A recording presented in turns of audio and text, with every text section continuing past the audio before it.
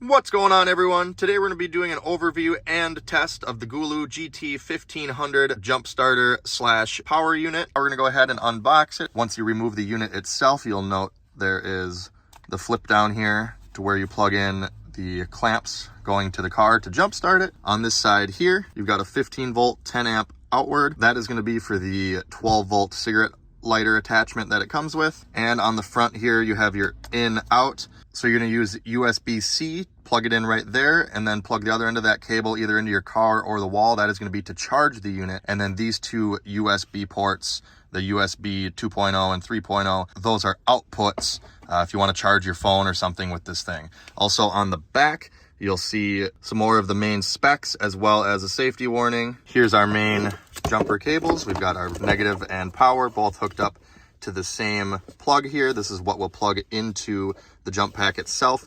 And if you have an extremely dead battery, so dead that the unit doesn't even detect that you have a battery, you can go ahead and hold the boost button. That will override it and manually supply power to your battery. You've got your user manual right here, a little carrying bag here to put everything in, keep it all together with a drawstring on it, 12 volt car charger with dual USB, 1 amp and 2 amp, USB 2.0 to USB-C charging cable. This is to charge the unit itself. You can either plug this end into here and plug this into your car.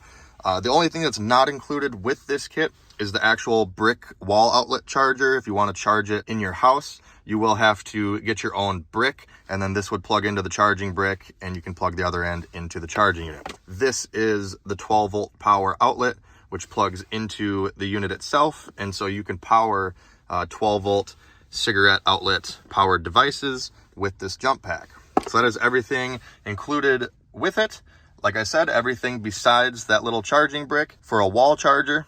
Now we're gonna go ahead and test it out. So to turn the unit on, you'll just click the power button and you'll see it light up. But you see there's 2 out of 4 indicator lights indicating roughly half battery. I believe when you plug in the jumper cables themselves over here, it automatically powers up as well. We'll see when we try it out. And then one last thing to mention is if you hold the power button, you get a flashlight. And then if you tap it again, it goes to a strobe. Tap it again, it goes to an SOS pattern. And then tap it again and it shuts off. Once you're done using the unit, unplug the cables. The power button does not turn it off. It will shut off on its own after it sits for a few minutes. All right, so we're gonna test this jump pack out now. This is my pickup truck that I keep in my storage unit here. I don't use it very often, and it's typically got a dead battery when I go to use it. So we're gonna go ahead, make sure it's dead, and hopefully it is, so that way we can test this thing out.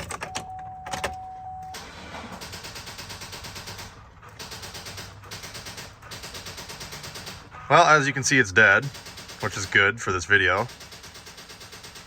You know, we have dash lights, so the battery's not 100% dead, but it is dead to the point where it doesn't have enough power to engage the starter and make it crank the engine.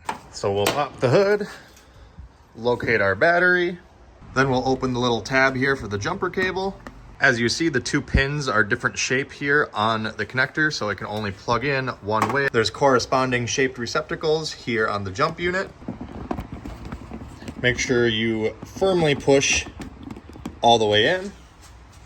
Now you can see the unit has already powered itself up. Once we plugged this in, it knows we mean business. We'll then set the jump pack somewhere where it's not going to rattle and fall down into the engine bay once the vehicle starts. Then you'll locate your battery positive, which is typically red.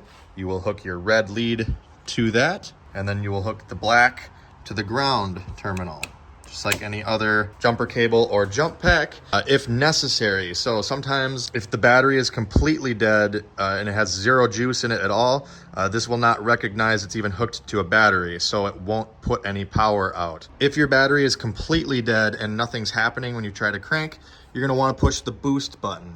In my case, the boost isn't doing anything because it already knows there's a battery hooked up. There is some power left in that battery, so there should be plenty to jump start it. This is a 6-liter gas engine.